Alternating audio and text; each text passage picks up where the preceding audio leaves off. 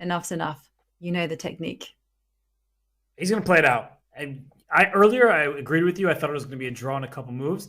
Now that we got here, why resign until the bridge is built? Show the audience, the fans, a lesson. Let's learn with Magnus and Parham.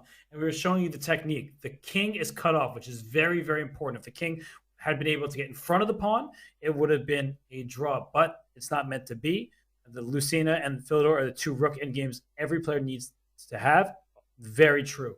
Because once you learn the technique, you have it for life. And you know that if you get this position with the king being cut off, the black king with the pawn, you're just going to escort it up the board.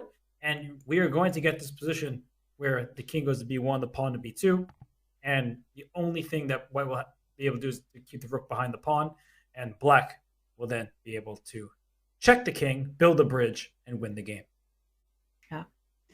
And Parham thinking hard, but it's beyond salvation.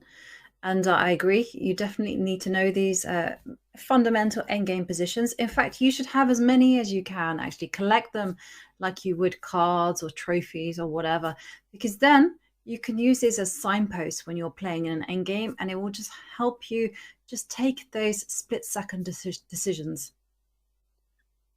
It's a good idea for sure.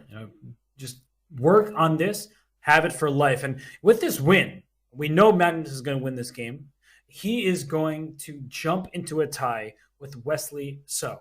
He is going to be 1 point behind Nodirbek Abdusattarov. And we've seen this story before.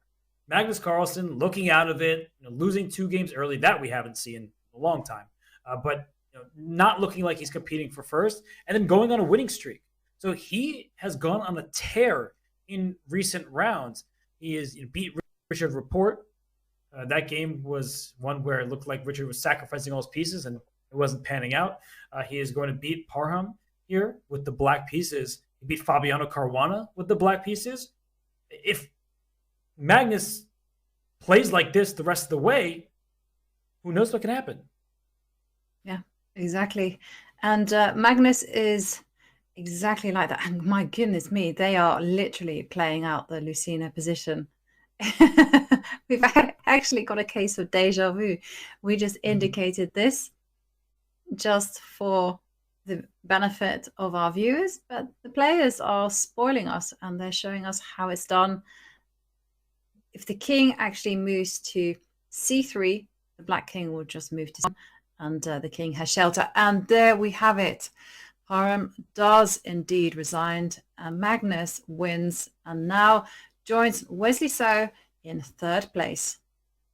And you could see that look on Parham's face, some disappointment there, but also the look of, what could I do? I mean, Magnus is going to Magnus. And when Magnus Carlsen is in form, and you see the players analyzing the game, talking about possible variations here, Magnus making that hand gesture, that was unclear. And look at Parham, like, you want to look at it. And there is a rest day tomorrow. So for Parham Maghsoodloo, he is somebody who is hungry for knowledge. He really wants to improve. He was here as a last-second replacement.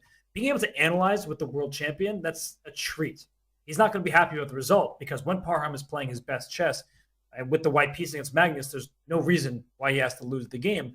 But this was, as we see, all the comments trickling in here. The GOAT is back. Magnus Carlsen, he's going beast mode. He's going beast mode, and someone else who I think is going to go beast mode any minute now is Gukash. He is on the cusp